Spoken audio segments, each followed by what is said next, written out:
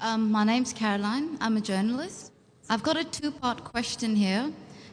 Does Islam propagate acts of forgiveness?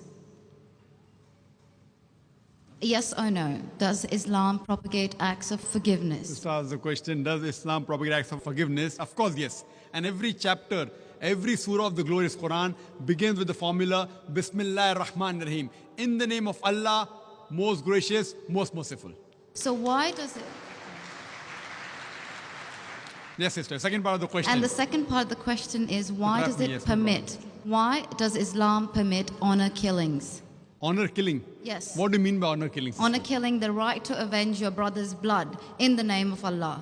It might be out of context, but I just need to know if there's an answer to this. If I get you mean honor killing means if someone kills any human being to take revenge? Yes. That's what you mean? Yes, because I've read a few books, and a lot of the times people have said that they are allowed to kill their brother or to kill somebody else because their brother has been killed by another human being. This was also a very good question, that if Islam propagates act of forgiveness, why does it permit honor killing? Yes. Why does it permit? That's a very good question.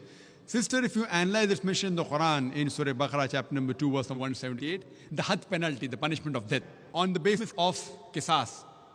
And Allah also says in the Quran, in Surah Maida, chapter number 5, verse number 32, if anyone kills any other human being, whether it be Muslim or non-Muslim, unless it be for murder or for creating mischief in the land, it is as though he has killed the whole of humanity. So as a general rule, if any human being kills any other human being, it is as though he has killed the whole of humanity, except under two circumstances. Unless it is for murder or for creating mischief in the land. Now, there are two exceptions where Islam gives permission where you can kill any other human being. Number one is, if that person has committed murder, which comes in your scope of question, honor killing. Number two is if he is creating fasad, corruption in this land. Again, this is not compulsory. If someone kills someone, it's not compulsory he has to be killed. Islam also says that if the relatives of the person who has been killed, if they take blood money, if they forgive the killer, that person who has killed can be forgiven. But under normal circumstances, if he's killed someone and if I want death on that, because for death, again the punishment is death. Like as it's mentioned earlier in the early scriptures, even in the Bible, an eye for an eye and a tooth for a tooth, it keeps on continuing. Here what we realize, that suppose I know of a human being who's killing other people, innocent human being. If I don't kill him, he will keep on killing other human beings. So that law is not only in Islam, it's the law of most of the countries, that if homicide is done, if someone has murdered someone, in many countries, he should be put to death or there's life imprisonment. Even in Islam, that if he's killed someone, if required, he can be killed. But the relatives of the person even can forgive the person, if they want. If they want, they can forgive the murderer. But if they want that he should be put to death, then he'll be put to death. And the second case where a person can be killed is if he's causing corruption in the land. For example, if someone is committing rape. Now rape is nothing but causing corruption in the land. So in this case, that person should be put to death. Because the sin is so heinous. It is such a big crime that there is no other punishment but death penalty. And I've asked this to many non-Muslims, that God forbid, if someone rapes your mother, and if you are made the judge, and if the rapist is brought in front of you, what punishment will you give him? And 100% of the non-Muslims, they told me that we will put him to death.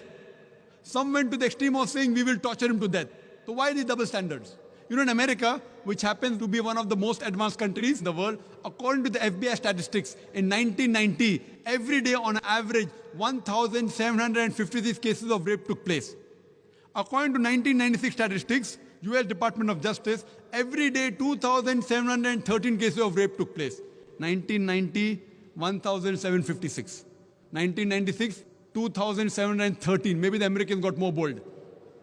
That means every 32 seconds, one rape is taking place in America. We are here in this auditorium for the past about 3 hours. Already more than 300 rapes may have taken place in America. So Islam has a system of hijab, which I mentioned in my talk. That when a man looks at a woman, he should lower the gaze. The woman should follow the Islamic hijab, which I mentioned earlier. After that, if any man commits rape, he gets capital punishment. Even the American law says that 7 years rigorous imprisonment for a rapist, but most of the time he's let free. So when you ask even a non-Muslim, what punishment will you give? 100% said we'll put him to death. There was one American who was a smart aleck. In America, he told me, Brother Zakir, first I will give him 5 years rigorous imprisonment. I told him, do you know, according to the Statutes of America, out of those that commit rape, after they imprison and after they're let free, more than 95% commit rape again. So if you want your daughter and your mother to be raped again, you're most welcome. I don't want that. So he said, if that's the case, in the first time itself, put him to death. So in such cases, where there's corruption of land like rape, etc., Islam gives permission, death penalty can even be given for that case. Hope that answers the question, sister.